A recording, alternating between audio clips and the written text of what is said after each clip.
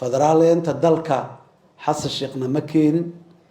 maalintii hadda iska dhaafay markii hore u imaanayana oo aan noqonaya madaxweynihii ugu horreeyay ee ku-meel gaarka markii laga baxay madaxweyne dalka ka noqday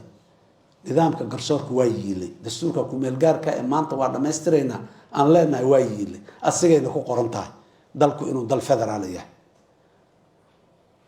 rabid iyo rabitaan la-aan ma aha ninkii mas-uul dowladeed noqdahay waa inuu dastuurkaas u hoggaansamaa uu fuliyaa haddii wax ay su-aalo ka jiraan ama wax ka qaldin dadka soomaaliyeed loo bandhigaa waxaan laakiin wixii loo bandhigi mahayn federaaleynta waan u istaagnay markii hore waxaan dhisnay nidaamkii federaalka ah ee dalka sanadkaas ilaahay intaasuu nagu guuleeyey maantana ilaa hadda wuu jiraa nidaamkii awoodsiinta iyo xaqiijinta iyo federaaleynta hoos u dadejinta waayo waxa naga dhima dalkan laba waxyaabood inaan laysku qaldinaan rabaa dalka in la federaaleeyo waa mid dalka in laysku haayo oo hal dal ou noqdaana waa mid kale dalka in la federaaleeyo macnaheeda ma aha dalku inuu kala tago oo qofba meeshay rabta iska aadi karta ma aha maya jamhuuriyadda federaalka ee soomaaliya jamhuuriyad la yiraahana oo hal ka mid ah 200 dowladood ee adduunyada ka jira ka mid ahana hal dowladana hal dalaana muwaadinka Soomaaliyeed geeskaas ha ku noolaado ama geeskaa kala dalka ha uga noolaado isku xuquuq waaye mid muwaadinka darajada koobaad muwaadinka darajada labaad ma qabno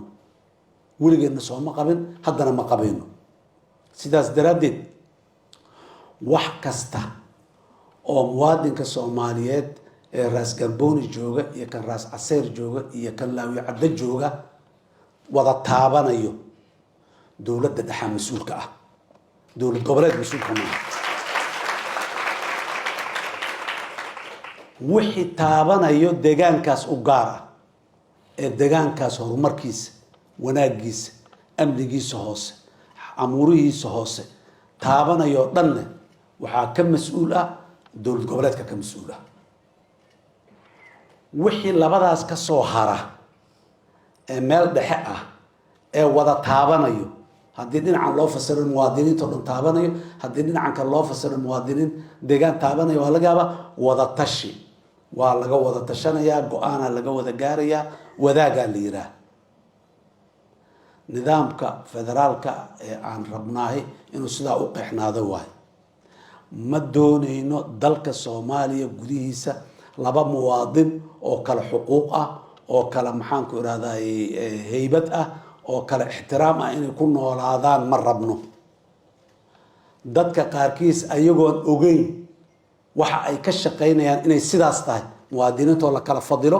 deegaanadoo la kala fadilo dadka oo la kala muxuu ah hayo isku dadka oo la kala celiyo inay isku soo noqdaan aan la ogolaanin ay dadka qaarkiis waxay u arkeen inay tahay nidaam hoose oo u gaar ah dadka maya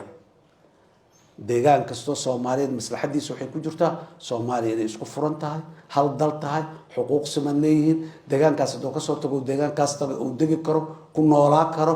maxaan ku raadaya ku dhaqmi karo xagga kale hadoo mid kale u guuraay ay sidoo kale ay tahay laakiin jasiirada kala xirxiran oo midba midka kale difaac uga jiro dalkan 1991 bilowgeedii ee dagaal sokeeye ka bilowday waa la kala miirmay ummadda ayadoo isku dhex jirta oo Soomaali mid kasta meel kasta degan yahay oo deegaan kasta la wada degan yahay oo aan ninkan muxuu ahay muxuu halkan ka soo doona aan la islahayn ayaa balaayadaasi dhacday waa la kala miirmay dowladda Soomaaliya ama jamhuuriyadda saddexaad ee Soomaaliya mas'uuliyadda saaran waxay tahay dadka inay isku soo celiso horta dadka Soomaaliyeed inay isku soo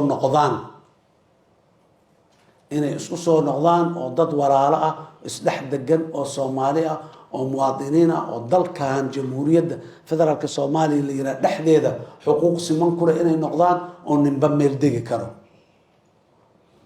qabaa'ilan u kala miiranay waan ognahay waan garanaynaa qabiil oo deegaankiisa ku filan yahay ma jiro qabiil kasta waxa anfacaya Soomaalinimo wax ku helaya soomaalinimo muxuu haybad iyo sharaf iyo karaamo ku yeelan kara maxay ahayday xadiidkii ahlu makka